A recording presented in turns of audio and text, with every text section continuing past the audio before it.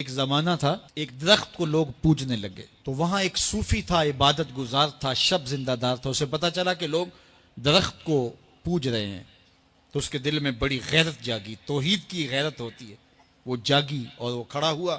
اس درخت کو کاٹ دوں گا جس کو لوگ اللہ کا شریک سمجھ رہے ہیں اور پوج رہے ہیں.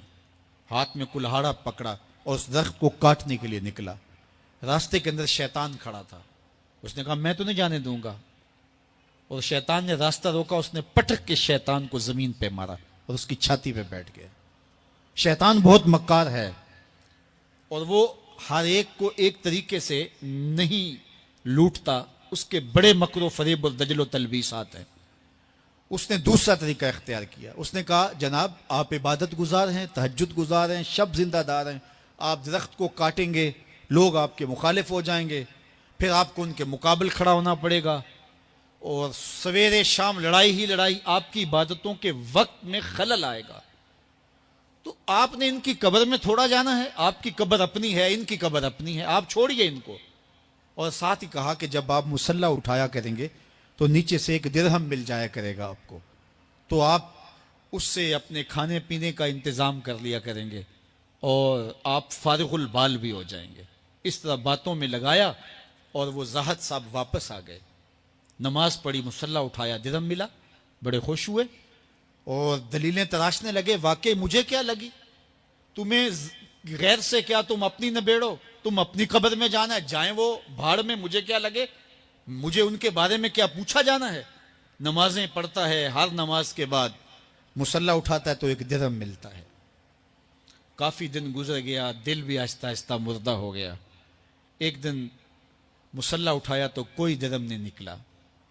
پھر دوبارہ کلہاڑا اٹھایا، اٹھا، راستے میں پھر شیطان کھڑا تھا. کہا کدھر جا رہے ہو؟ کہا درخت کو کاٹنے جا رہا ہوں. شیطان نے کہا میں تو نہیں جانے دوں گا. اس کو تجربہ تھا کہ میں اس کو پٹک کے زمین پہ مارا تھا، یہ میرے سے طاقتور تو ہے ہی نہیں. اس نے پھر گریبان سے پکڑ لیا. شیطان نے پٹک کے زمین پہ مارا اور چھاتی پہ بیٹھ گیا. وہ زاہد صاحب پریشان ہو گئے، شیطان کو کہنے لگے کہ یہ کیسے ہوا، میرا تو تجربہ ماضی کا یہ تھا کہ میں طاقتور ہوں، تم کمزور ہو، لیکن اب تم نے پٹک کے مجھے زمین پہ مارا. تو کہا صاحب اس دن تم اللہ کی رضا کے لیے جا رہے تھے، آج تم درہم کے لیے جا رہے ہو.